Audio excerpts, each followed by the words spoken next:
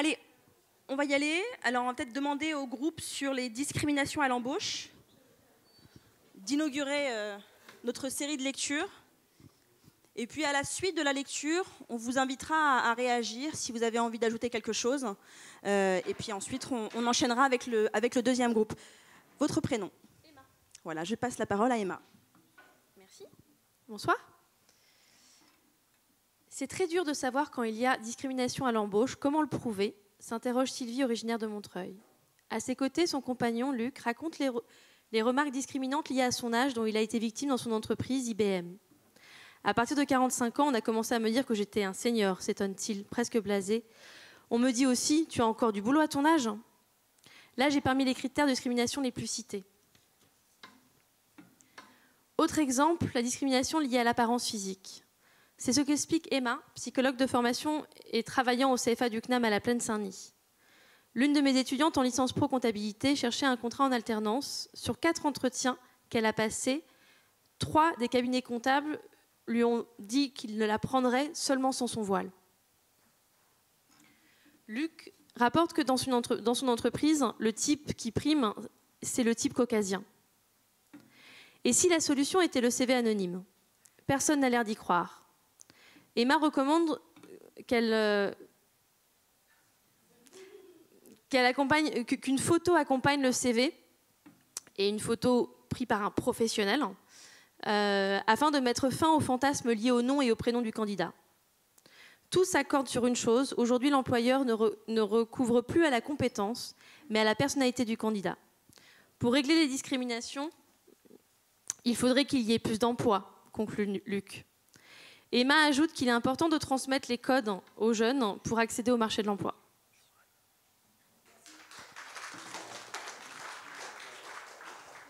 Merci. Je vais récupérer ça. Moi, je vais continuer l'écriture pour qu'on avance dans la production. Déjà, je voulais recueillir vos réactions par rapport à ce qui vient d'être dit.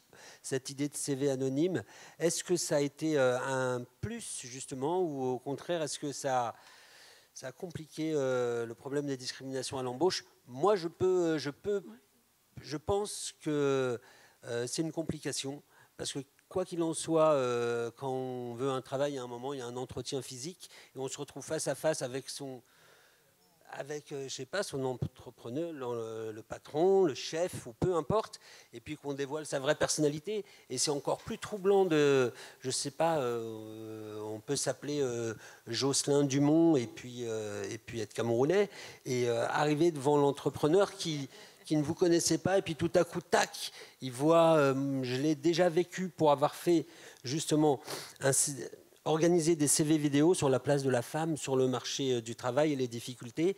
C'est encore plus troublant quand quelqu'un communique avec une entreprise et au moment où il arrive pour l'entretien, il sent comme une complication comme ça s'élever doucement et qu'on se dise « Ah bon, vous vous appelez Jocelyn? J'aurais bien dit Ibrahim. » Et voilà. Bonsoir. Ils n'étaient pas beaucoup, pas musulmans, et pourtant ils en avaient des choses à dire sur l'islam, sur la place prise par cette religion, par cette problématique dans le débat public dans notre pays. On en parle trop, on en parle mal, commence Diane, dans une formule percutante, quasiment partagée par tous. Mais qui parle? Demande Arlette, 78 ans, et une réflexion aussi fine que modestement amenée. La politique, les médias, lui répond-on, et puis on entend la société. Car c'est bien ça le problème. Il y a une sorte de névrose dans la société qui a été construite, fabriquée de A à Z. C'est Myriane qui parle. Elle est réalisatrice de documentaires dont les origines iraniennes lui ont offert un fond de comparaison sur la question. Dominique, ex-journaliste et ami du Bondi Blog, intervient. On ne peut pas occulter le voile. Pascal n'est pas tout à fait de cet avis. Si on débat 20 minutes sur l'islam et 15 minutes sur le voile, soupire-t-elle, finalement, on leur pose une question qui les fait réfléchir quelques instants avant de répondre. L'islam a-t-il trouvé sa place dans la société française? Ils n'en sont pas tout à fait sûrs. On a tous des efforts à faire, dit Arlette. L'islam est instrumentalisé par les djihadistes et par les politiciens, résume Baptiste. Finalement, ce qu'ils aimeraient, eux, c'est que l'islam soit tranquille et qu'on soit tranquille avec l'islam. On a tellement d'autres problèmes. Oui, bonjour. Moi, ce qui me frappe, en fait, c'est que j'ai l'impression qu'actuellement, effectivement, la question de l'islam est devenue de manière artificielle, ou injuste ou exploitée, une espèce de césure qui va frapper, comme une fissure qui est en train de se glisser à travers tous les milieux, à gauche, à droite, les artistes, les penseurs, les spécialistes de l'islam. Vous en avez été vous-même, je crois, avec l'affaire Keppel. Je parle de ce cher Bandit Blog, la victime absolument, c'était hallucinant de vous faire traiter d'être frère musulman, etc. Donc j'ai l'impression que la question de l'islam est devenue un argument, comme la question de la laïcité dure ou laïcité 1905, un argument qui va couper les partis, les familles, les amitiés. Et c'est comme une mèche qui a été allumée, on n'arrive pas à comprendre si ça va pouvoir être éteint par nous, évidemment. Voilà, c'est ma petite remarque. C'est intéressant parce qu'on entend souvent finalement que c'est un argument politique, ce qui est le cas. Mais ce que vous dites et ce qui est probablement vrai, c'est que c'est devenu un vrai sujet dans l'esprit des gens, dans toutes les couches sociales, etc. Quel est votre avis à vous sur la question du voile? Ça a été même au centre du débat là, de la primaire de gauche, etc. Enfin, qu'est-ce que vous en pensez?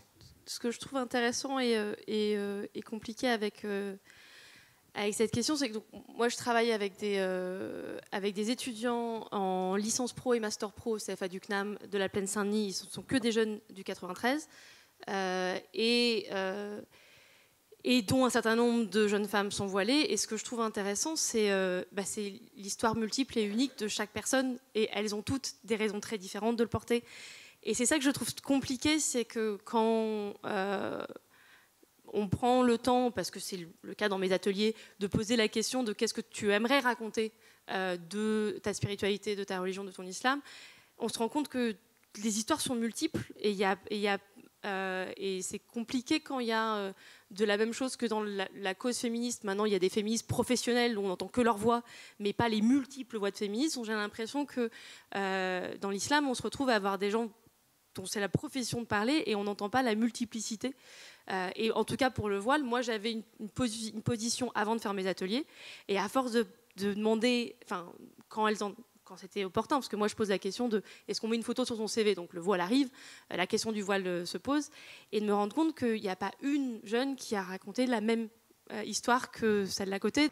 C'est intéressant parce que ça montre aussi que finalement quand on connaît l'autre et quand on le côtoie, etc., il y a une vision qui est souvent différente et il y a une compréhension qui est plus globale, etc. Ok, donc d'un point de vue général, les avis sur la police sont assez mitigés. Evelyne est retraitée. Elle a été à plusieurs manifestations et n'a jamais eu aucun rapport avec la police. En revanche, elle affirme « Je ne suis pas très satisfaite de ce que j'entends ou de ce que je vois dans les transports en commun. On voit des policiers parler à des jeunes noirs ou maghrébins et je n'aime pas le ton qu'ils emploient avec eux. » Cette histoire fait penser à Elliot, au vécu de son fils. Lorsqu'il était plus jeune, son fils avait des copains noirs et il se faisait systématiquement contrôler en leur présence. Son mari, Bernard, lui, n'a pas une image très négative de la police. Ce sont des gens très bien faits pour appliquer les consignes. Les actions vont dépendre des ordres du gouvernement. Je n'ai pas ressenti d'image négative. Vous voyez, ce sont donc des points de vue finalement de notre vécu. C'est assez factuel, hein, tout ce qu'on a dit, je trouve. Nadine est fille de policier. Alors elle... ça n'a pas empêché Nadine de raconter qu'elle a été contrôlée par la police. La cause, son look afro à l'époque. Hein. Et j'ai vécu avec des policiers, dit-elle. J'ai vu certaines de leurs attitudes que je n'aimais pas. Il y a des choses qui m'ont choquée dans la manifestation du 11 janvier 2015 où des gens ont embrassé la police. À quel endroit? À Charonne. Alors, vous vous souvenez que pour ceux d'entre vous qui s'en souviennent, Charonne, c'est quand même un endroit qui a une forte connotation avec la violence d'il y a quelques décennies perpétrée par les policiers. Voilà, c'est pendant la guerre d'Algérie. Hein. Je pense effectivement, on peut penser quand même que les personnes qui étaient présentes là, pour une partie, ne savaient pas trop quelle était cette référence à Charonne. Enfin voilà, je pense que depuis qu'on a supprimé la police de proximité, on a la sensation, dans certains quartiers, qu'il y a un mur entre la police et les personnes. Il faudrait réorganiser une police de proximité. Sur la question d'Adama Traoré, beaucoup de réactions. Nadine explique que pendant cette affaire, on n'a pas cherché à connaître d'autres points de vue. On s'est focalisé sur Adama Traoré. Le fait d'avoir étouffé l'affaire cause une suspicion sur la police. Evelyne est choquée par la faiblesse de la condamnation quand il y a mort d'un interpellé. Pour elle, quoi qu'il arrive, c'est un crime. Le problème, c'est qu'on trouve toujours une circonstance atténuante du fait de leur profession. Dans le métro, quand ils arrêtent les gens, ils ont une attitude humiliante. Ça ne contribue pas à ce qu'on ait confiance en la police. Il faudrait investir davantage d'argent. Bernard a l'impression que les médias sont sélectifs, que toutes les données ne sont pas mises en avant. Toutes les données, je pense que ce seraient plutôt tous les éléments dans les enquêtes. Anne, quant à elle, évoque la situation aux États-Unis. On pouvait s'imaginer qu'avec Obama, les choses changeraient aux USA, et même comme ça, les violences policières n'ont pas diminué. En fait, ça, c'était mon point de vue. Je disais simplement que, d'une manière générale, toutes les démocraties, même les grandes démocraties, ont apparemment un problème avec la police, puisque Obama n'a pas fait changer les choses, hélas. Alors Evelyne conclut en expliquant « Le vivre ensemble est abîmé dans les quartiers car il n'y a pas d'espoir. La question est, est-ce qu'on peut obéir à un État qui nous rabaisse ?» Voilà. Hélène et Myriam. Alors, tout d'abord, Daniel, qui est professeur de sociologie à Paris 7, cite qu'il faut partir du potentiel et des capacités des enfants, qu'il faut travailler également sur le changement de pédagogie, car en fait, les inégalités scolaires sont une production de l'institution. Nous-mêmes, Myriam et moi-même Hélène, qui sommes étudiantes à l'ESCP, sont, selon nos mots, de purs produits de l'ascenseur social. Dans cette grande école, les codes sont différents, la culture est différente aussi, mais on a su s'adapter à notre nouvel environnement. Et puis il y a Azedine aussi, qui rêve comme nous, lui, par contre, d'accéder à une grande école, Sciences Po. Bien sûr. On n'en doute pas. Donc on n'en doute pas un instant. Donc pour lui, il y a aussi la différence de soutien des parents qui est une source de motivation. Donc peut-être le fait d'avoir un soutien un peu amoindri va nous donner peut-être un petit peu plus de niaque finalement. Et Thomas, qui est doctorant donc en biologie et prof de L1, qui a rebondi sur la question et sur l'environnement, qui dit, je cite, « J'ai des étudiants de L1, des quartiers populaires, qui manquent clairement de confiance en eux. » Et même son de cloche dans la bouche d'Eva, donc qui est étudiante en seconde année en info et communication. L'environnement en dehors de l'école influe, donc il faut d'abord lever les inégalités sociales, afin de peut-être casser toutes ces... Enfin, nous permettre d'évoluer. Alors, le traitement médiatique. Sur le traitement médiatique des... Joran, pardon. Voilà. Sur le traitement médiatique des banlieues, le groupe qui s'est constitué semble avoir des idées arrêtées sur la question dans sa majorité. Jérôme, je ne l'ai pas lu, hein, je sais pas, je le découvre avec vous. Jérôme, 58 ans, est le... Non, mais...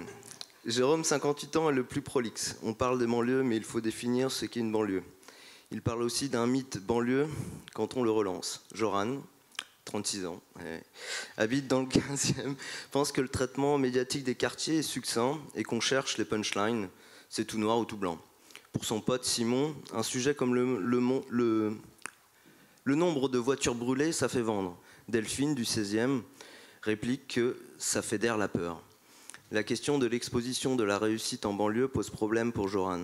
On va exacerber la réussite d'une personne de banlieue parce qu'elle vient de banlieue. Jamel Debbouze, tout le monde sait qu'il habite à Trappes, quoi. Mais Mickaël Le Bihan, on ne sait pas d'où il vient, quoi. Malgré l'apparence cacophonie dans laquelle le débat baigne, la volonté de changement du traitement médiatique est unanime.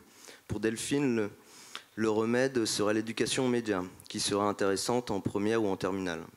Elle cite notamment le site Arrêt sur image de Daniel Schneiderman.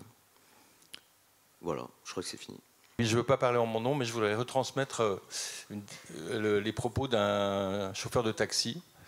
Il n'y a pas plus d'une semaine, un monsieur dans les 60 ans, avec un pull de ski, et puis un accent un peu du côté de la Suisse. Alors je dis, vous êtes suisse? Il me dit, ben non, je suis de la Plaine Saint-Denis. Je suis né dans la Plaine Saint-Denis, j'ai jamais quitté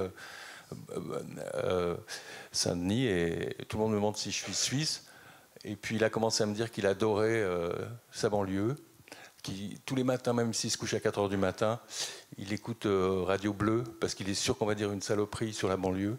Je crois que c'est Radio Bleu, peut-être je me trompe, mais enfin, il écoutait les médias, il disait tous les matins, ils disent une saloperie, donc je vais entendre ce qu'ils disent comme saloperie, même si j'ai dormi 5 heures. Et ça m'énerve, parce que j'adore l'endroit d'où je viens. Malheureusement, il y a beaucoup de gens qui s'en vont, et je ne comprends pas pourquoi, parce qu'il y a des gens super dans cette banlieue. Et voilà, je voulais dire qu'il y a des banlieues, de banlieusards d'origine qui aiment leur banlieue, et avec les gens qui y sont maintenant. Voilà. Et qui n'aiment pas le traitement médiatique réservé à la banlieue. Pardon. Oui, moi je pense que dans les banlieues, on en parle toujours qu'en négatif, alors qu'il s'y passe 1001 choses intéressantes, et que ça, on a l'impression qu'il n'y a pas d'oreille pour les entendre, quoi, ou de langue pour le dire. Et c'est un petit peu dommage. Ne serait-ce que Bondy Blog, entre autres. Merci. Il y a plein d'autres initiatives.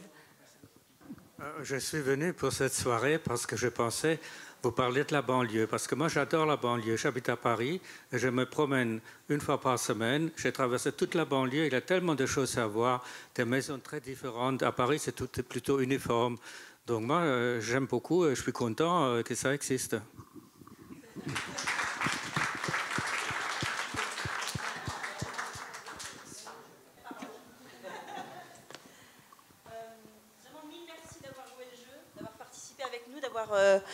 Co-construit ensemble cette construction éditoriale qui va continuer à vivre, parce que je vais continuer moi à transcrire et à écrire ce que vous nous avez dit et les échanges qui ont eu lieu. Merci encore une fois au Théâtre du Rond-Point de nous avoir accueillis ce soir, et puis évidemment on vous invite fortement à aller nous lire, à aller lire ce qu'on écrit sur le Bondy Blog. À nous écouter, nous regarder, interviewer et essayer de titiller les politiques pendant cette campagne électorale. Et merci aussi, Jérôme, d'être resté avec nous finalement, parce qu'au départ vous étiez un petit peu réfractaire, et finalement je crois que vous avez peut-être pris le plaisir, et je pense que c'est la petite victoire du jour. Merci. Avant que tout le monde parte, rendez-vous donc ce soir sur bondyblog.fr pour voir le résultat de notre production collective. Merci à tous et bonne soirée.